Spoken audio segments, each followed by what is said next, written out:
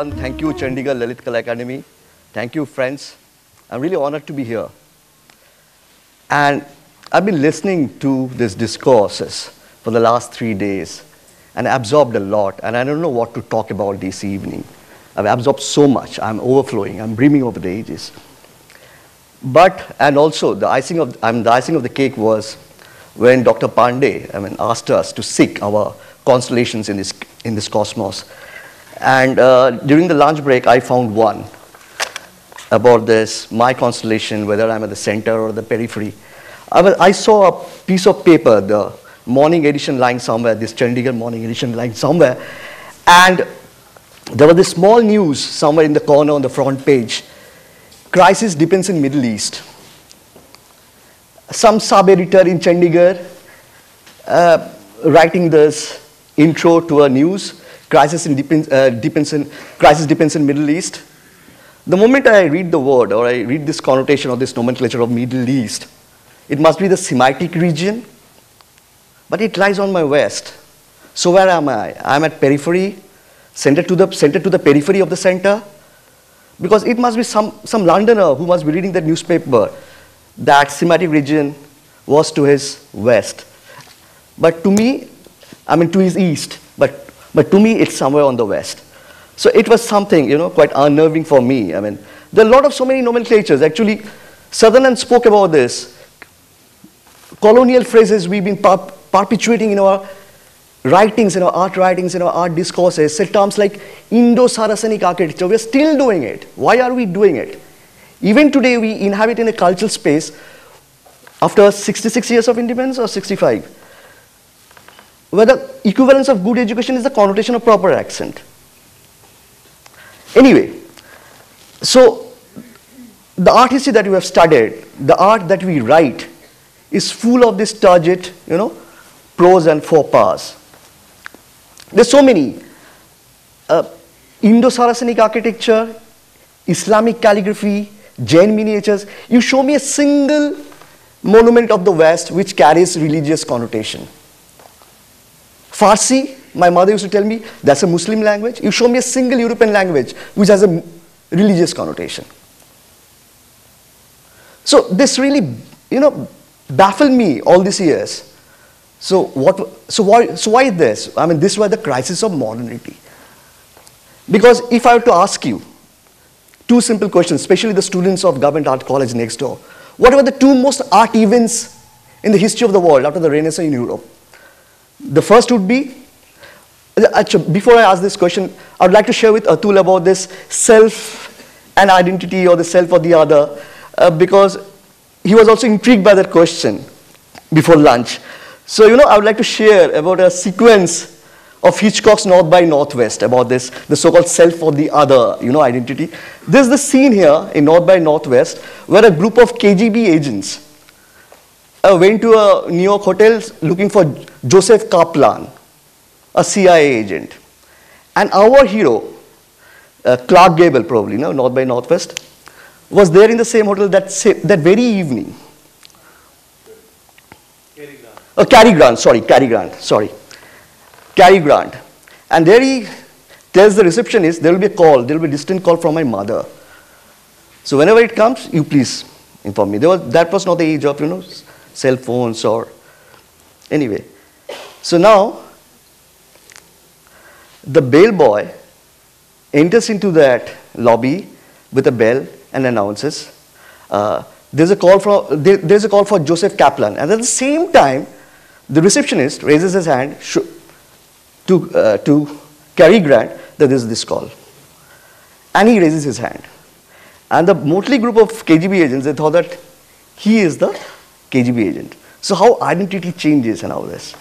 There is a Lacanian twist to this. So now I come back to those two questions. If I were to ask you what were the two most important art events in the history of the world after the Renaissance in Europe? The first would be, in 1432, Portuguese ships sailed to sub-Saharan Africa. And by 1870, 2/3 of the world's wealth was under white skin, middle class and upper class white male. And the second one, the retreat of the colonies, 1947 being India, and latest being East Timor in 1975. So they came with a baggage, you know, just I came here, Chandigarh, with a piece of baggage, this, that. They also came with a baggage, the colonialists, and it was the British, because there was, due to a freak accident around the Cape of Good Hope, which sank the Spanish ships. I would have been speaking to you in Spanish.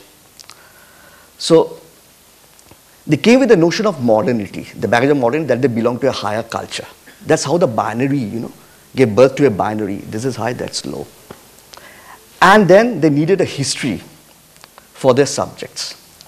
And a history was written by East India Trading Company official. And he made a tripartization of history: ancient Indian history, Islamic history, the medieval history, and the modern history. And I tell you, you know, from this you will understand the politics of the modern. What was the politics of the modern? Ancient history, his logic was ancient history is Hindu history because it was ruled by Hindu rulers. Medieval history is Islamic history because it was ruled by Islamic rulers. But the modern history, the British history, which started from 1707, even if you follow the syllabi in any of the universities in India, we follow the same syllabi. From 1707, after the death of Aurangzeb, modern history starts. It was ruled by the British, but it is called modern history, not the Christian history, though it was ruled by the Christian rulers. This is the politics of the modern. We have to understand. And as I just said, though this being a hybrid space, we try to seek a kind of a patriarch of a thought somewhere in the West, and we seek indigenous spaces here. It becomes a hybrid space. So it was a young nation state. People were looking up to Europe. It was the same with our painters here. And when Diwan asked me to talk about the Indian modernists, I felt that I don't want to reduce this to a kind of a, you know, a lecture meant for sophomores or for first-year students in an art college, showing them slides about, you know, our great master like Rabindranath. As he said, Nanak will claim that modernity starts with Rabindranath, and or maybe another school will start with that with Amrita Shergill, and then, you know, to travel a distance up to PAG through the Calcutta group and PAG and showing you slides and to tell people like Atul that, look, Atul, this is Paritoshan, and he was one of our early Calcutta group modernists. I really don't want to do that and end up with Akbar Padamsee and the later practitioners. Rather, let us open a kind of a, you know, of a site which we know as modern. There has been an attempted foreclosure, you know, attempted foreclosure in the sense that with books like When Was Modernism and all that. But still, I think there's a 10-to-10 situation here. We can still enter the modern space, the modernistic space. There's still, you know, unexplored areas here. How do we explain a phenomenon like Gaitonde? Was it absolutely a mimicry? Was it a case of cultural mimesis? No, it wasn't. How do we explore, or how do we read a painting of an abstraction of Gaitonde, or we still uncharted, you know, those psychological spaces? So that is very, I think, quite interesting for me. So here, why I say this is a 10-to-10 kind of a situation, that we have to open up the modern space again, that it's a typical Hegelian joke, you know, this 10-to-10. What is this 10-to-10 situation? I would like to share with you once again. It was narrated by Zizek, the well-known Slovenian, Lacanian intellectual, that there was some military coup somewhere in Eastern Europe, and the dictator said that there would be a curfew after 10 o'clock in the evening, I mean at night, and there would be no warning. If anyone is seen on the street, will be shot without giving a warning. So there was this particular night, these two friends, I mean those two, you know, military men, they were patrolling the street, and there was this man running hurriedly. It was 10-to-10. So one of the guys took up a rifle and shot at the person, and he killed him. This man was aghast. Why did you kill him? It is only 10-to-10. It's not even 10. I mean, the embargo was that you can shot dead a person after 10 o'clock at night, not now, because the curfew starts at 10. He said, you know what he said? He lived too far. So we are still in a situation like this. So in a situation like this, how do we now look at the modern? How do we look at this hybrid space? How do we read the cultural mimesis? Where even today, even after 65 years of independence, that we still think that the equivalence of good education is the connotation of proper accent. Because I was listening to Meetu the other day. Meetu was traveling with me in the car way back to the guest house, and Danita was there. She was saying, my initial struggle with the language, not the vernacular. Because very sadly, all the European languages are languages, and Hindi, Bengali, these are always remain a vernacular. So this is this. This irony is there. So as a first practitioners of initial modernism, I think I'd rather examine and we'll have a kind of a hearty dialogue when people like Vivan and Sutherland and others like Dr. Pandey are sitting here, that with the socio-political setting of 19th century colonial India in the context of the rise of urban centers, nationalistic thought reformist movements, and the establishment of institutions like the Brahmo Samaj, you have to understand this was also a result of which came here, opening up the window to the world, especially towards the West. The rise of local leaders, Gandhi, etc., and the influence of literature as a mirror of the Indian Renaissance, which was also a very wrong term. What Renaissance? Sushman Sarkar uses it that 19th century was a period of Bengali Renaissance. What Renaissance? What revival of what? Of which period of modern India? Of pre-modern? So this were all fraught with very wrong terminologies and nomenclatures. Like say for example, the ruling deity of Athens was Athena, but we don't call it an Athenian column, we call it an Ionic column. So why do I have to call something like a Jain miniature? So like this there are innumerable such examples. Against the background of existing traditional painting styles and the available patronage as well as the strong presence of folk and rural arts, we have seen the rise of Jamini Roy, the advent of company school, European realistic techniques, bazaar paintings, the reportage of British travelers and painters, the coming of photography, the development of informal schools promoting European techniques during the period that I have been discussing. With interest in Indian painters in Lucknow, Murshidabad, Patna, Banaras, Delhi, Kolkata, and different parts of southern and western India, the entry of Raja Ravi Verma, there was a lot of activity during that period with the coming of the British. And then the Tagore, the Jorashako Thakurbari. The influence and range of an impact welded on them and the work by several persons, whether family, friends, visitors to the Thakurbari at Jorashako and at Shantiniketan, as well as by the influence of ideas and debates and the discourses that took place. And then Abanindranath was in Calcutta, or was in Kolkata when he started his Shantiniketan. He shifted to Shantiniketan, Rabindranath.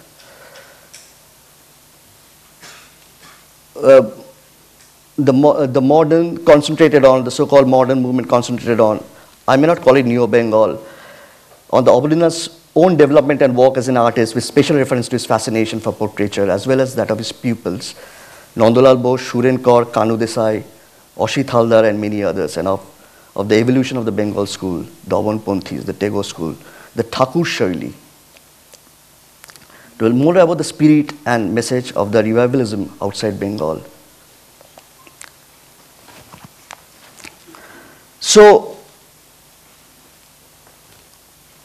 then Atul told us about a situation which was also a reiteration of what, we have heard from people like Paritosh during the World War II when those GIs, when they had their camps in Calcutta, they brought with them those glossy books of European paintings and American paintings and how the world opened for them.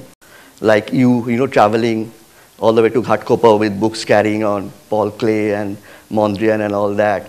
So the world opened in front of you. And there was, I felt, when I hear stories like this, Atul, You never been to Europe before 1991, but you were carrying books, you were looking for Paul Klee photographs, for his paintings. So I felt that there is a tyranny of the absence of a masterpiece. You never have seen that masterpiece. You never have grown up in, in Paris where you can see the originals. You always, felt about that absent masterpiece in your cultural space. So there is a tyranny in that. So was that also when you looked up to when you look at the paintings, when you recreate those paintings, when you involve them or you appropriated them, as you said, in your own art practice or art language, was it a mimesis? Maybe not. So what was that then? So then at this juncture, a strange rupture took place. Around the 70s, the institution of art opened up. The logocentric way of Renaissance view of paintings, of looking at a painting, like the logocentric way of looking at a painting opened up. And the institution of art has opened up to crucial disciplines like semiotics, to linguistics. And especially that was true after 68, after the Paris uprising, when the structuralists and post-structuralists started writing and their works started reaching our shores. And also there, it really opened up the so-called institution of art to crucial disciplines like photography, which was not considered to be a pertinent medium of art practice. People used to look down upon photography. I know about art critics writing, and they couldn't accept the presence of photography in a white cube, even as late as 71 in New York. But it opened up to crucial disciplines like semiotics, linguistics, photography, journalism, literary criticism, and then the so-called post-structuralist hit the scene.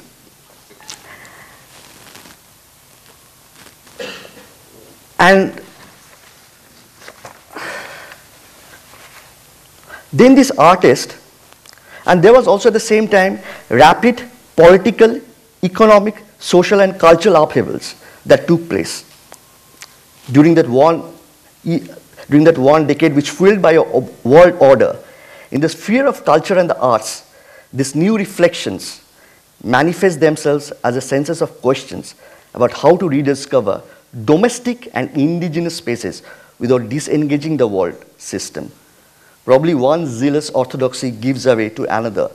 Even the trivialization of sexuality is especially ironic, for one of the ironic achievements of the cultural theory, especially after 68 uprising in Paris, that preceded this has been to establish gender and sexuality. People like Helen Sishu, Dr. Pandey mentioned, she mentioned, and about Julia Kristeva,